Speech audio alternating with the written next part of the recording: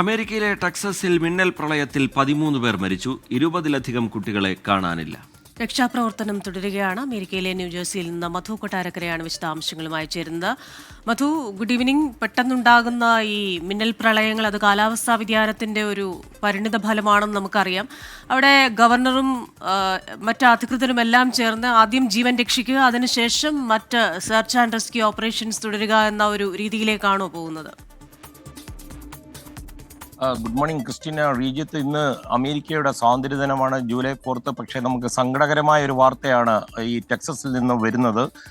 ടെക്സസിന്റെ ഏതാണ്ട് മധ്യഭാഗത്ത് ഹണ്ട് അതുപോലെ കൗണ്ടിയിലാണ് ഈ ദുരന്തം ഉണ്ടായിരിക്കുന്നത്. ഏതാണ്ട് 13 പേരോളമാണ് ഈ കൊടുങ്കാറ്റിലും മഴയിലും തുടർന്നുണ്ടായ വെള്ളപ്പൊക്കത്തിലും അവർക്ക് ജീവൻ നഷ്ടപ്പെട്ടത്. ഇതിൽ 10ഓളം പേരെ തിരിച്ചറിഞ്ഞിട്ടുണ്ട്.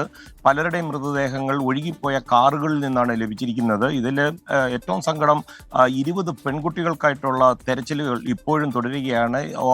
ഓൾ ഗേൾസ് ക്രിസ്ത്യൻ സമ്മർ ക്യാമ്പിൽ പങ്കെടുത്തതായിരുന്നു ഈ പെൺകുട്ടികൾ.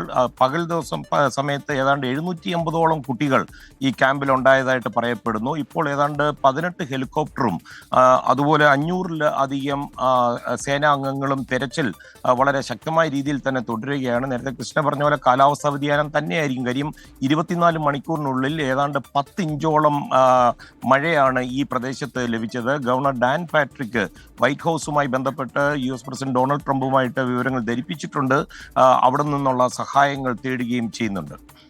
ശരി, മധു കൊട്ടാരക്കര വിവരങ്ങൾ നൽകുകയായിരുന്നു. ടെക്സസിൽ മിന്നൽ പ്രളയം, നിരവധി പേരെ കാണാതായിട്ടുണ്ട്. 13 മരണമാണ് റിപ്പോർട്ട് ചെയ്തിരിക്കുന്നത്. കാണാതായവരിൽ 20 പേർ കുട്ടികളാണ് എന്ന വിവരം കൂടി പുറത്തു വരുന്നുണ്ട്. മധു കൊട്ടാരക്കര വിശദാംശങ്ങൾ പങ്കുവയ്ക്കുകയായിരുന്നു.